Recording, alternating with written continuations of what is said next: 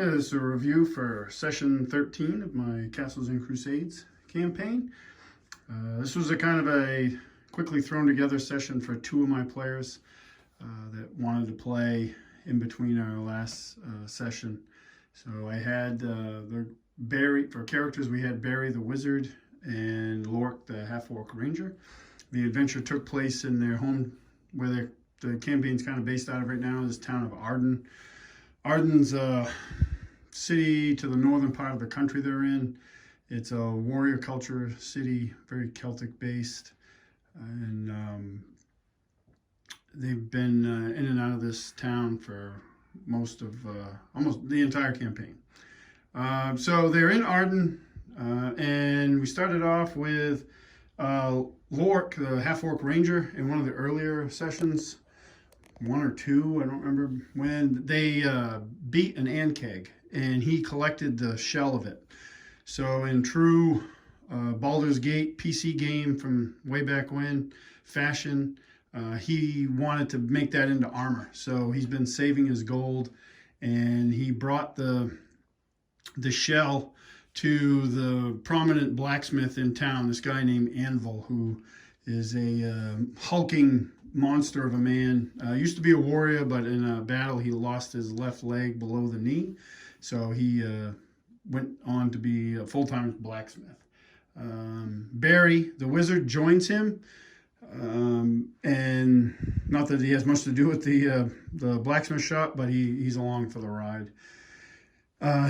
Lork negotiates a little bit with with Anvil, and they come up with a price. It's very expensive for this armor. It's like 4,000 gold pieces, but wearing it is will be the equivalent of having like a suit of full plate, but it wears like studded leather, and that's right from the way it was written up back in the PC game, which Baldur's Gate, the original PC game, is one of my favorite, probably the favorite game of mine of all time. So they negotiate that, and then he pays a deposit. He doesn't have quite the money, so he pays for half of it up front. Anvil is okay with that, and they make an agreement that the rest will be paid on delivery. After that, they return to Lork's mentors, this guy named Seamus, and Seamus is like the prominent ranger of this town, Arden, and he's Lork's adopted father. Lork's a half-orc. He's the only half-orc in Arden. And what they're trying to do is they're trying to get some info on the route to the tower that the whole group is going to go to in the next session. So Seamus tells him that he's been out that way, but never to the tower. It's kind of known as a haunted land, and they should be prepared for such things. After that, Barry has a project of his own in mind, and he wants to take a stone that he's cast, I think, continual flame on, and kind of make it into a cap for his staff with a device constructed so he can turn it into a hooded lantern if he needed to, or just run it in the open, I guess. So what we did there, and I had not planned on this part of it. It wasn't a lot of planning for this session, but it was this encounter was completely on the fly. Is they met up with, oddly enough, a character that was played by the guy that played, my friend that plays Barry, this gnome rogue illusionist named Two-Clan, and him and his companion is another gnome, a female named Tula. They meet up with them at the big mead hall in town, which is called Scrandon Hall, and that turned into actually, it was really cool because it wasn't a planned encounter, and that actually turned into a really big like role play moment where they Two-Clan had actually gone on adventures with them. My friend played him for 2 sessions before switching back to his wizard, and so like Lork was familiar with Two-Clan. They had traveled together and such, and Tula actually became kind of important in that conversation because being a bard, she's collecting lore, and these guys are starting to generate stories about themselves, their exploits, and she wanted to hear all about it. So we really dove into that. So they had a full afternoon and evening of eating and drinking and telling stories, and And Two-Clan did say he could actually do the project that Barry wanted, but that was really kind of a side thing. That encounter really blew up those two NPCs in a good way, because my friend who played Two-Clan has turned him over to me to use as an NPC. He doesn't plan on playing him again. So Lork and Barry leave Scranton Hall, and it's late. They're feeling a little tipsy, and that was actually described by my player that played Barry. He's like, yeah, we've been drinking all day. Barry definitely would be a little tipsy. So they leave. They're cutting through this area, this board here I put together.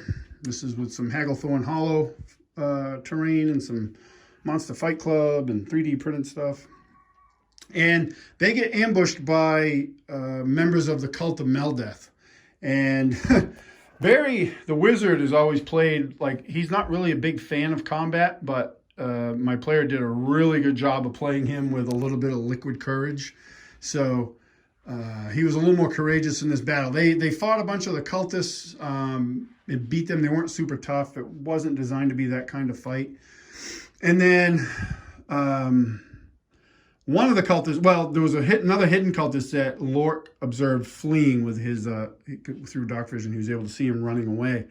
So Lork gave pursuit after they'd whittled down. There was a couple guys up here that Barry had trapped with webs, and then he was beating the hell out of them with other spells and left Barry alone. And because of his liquid courage, Barry was actually okay with that. So Lork tracks him down, tracks this one cultist back to this abandoned building, and the cultist does go in that building. So then after that, Lork returns. Barry's finished off the last two guys in this encounter and tells them, hey, there's one more guy up here. At least one more guy. He's gone into this building. So they go up. And at this time, because Barry's only 3rd level, he's pretty much spent almost all of his spells, I think. And typically, if Barry had not been under the influence of liquid courage, he would have probably not encouraged them going into that building. But when Lork asked him, hey, what do you want? And he's like, hey, let's get him. So Lork ends up booting the door. So the next area was this abandoned building, which I basically just drew out on a battle mat, which is underneath this board. It's not super spectacular to look at, but it served the purpose. And there's two cultists in there, and they're slightly tougher, but still no match for these two guys. And they make pretty quick work of them.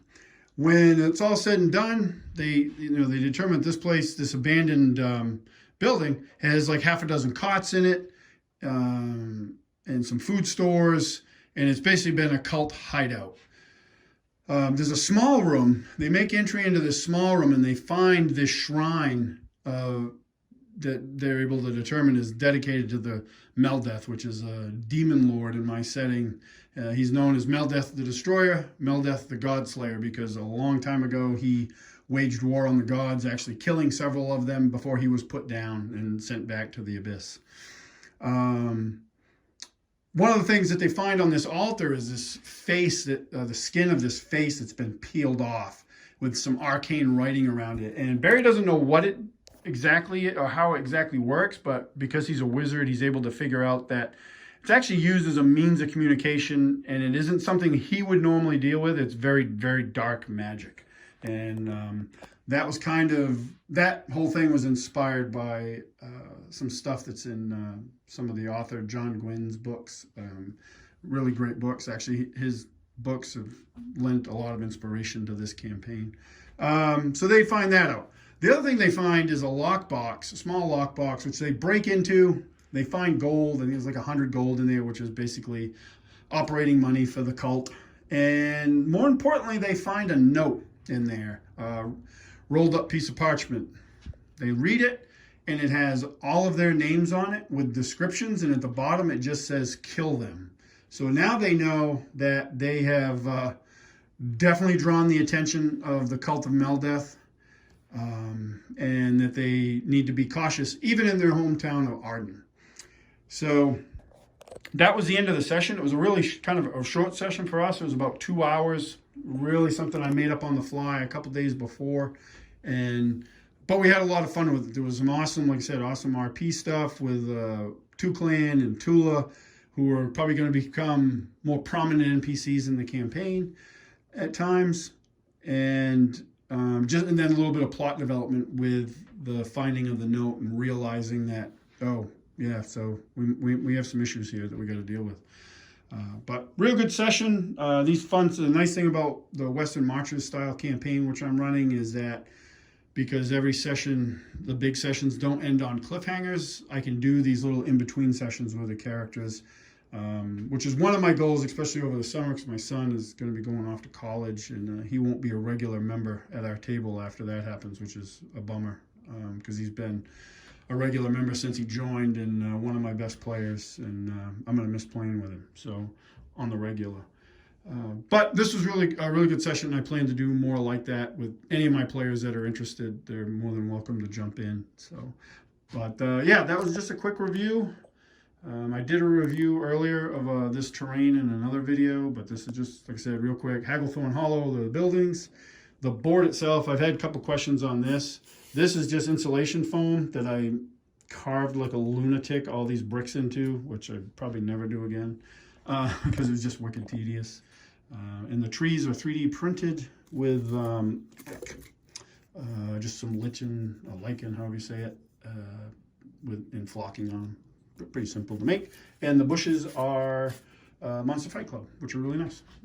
And the miniatures are either Reaper miniatures or I want to say Mantic Games made these cultists, which was great because the box of them gave you a ton of them to use, which was really good. And a lot of their boxes are like that. I have their zombie box, and I've painted them forever, and I still haven't finished the box. So really good stuff. But yeah, thanks for watching.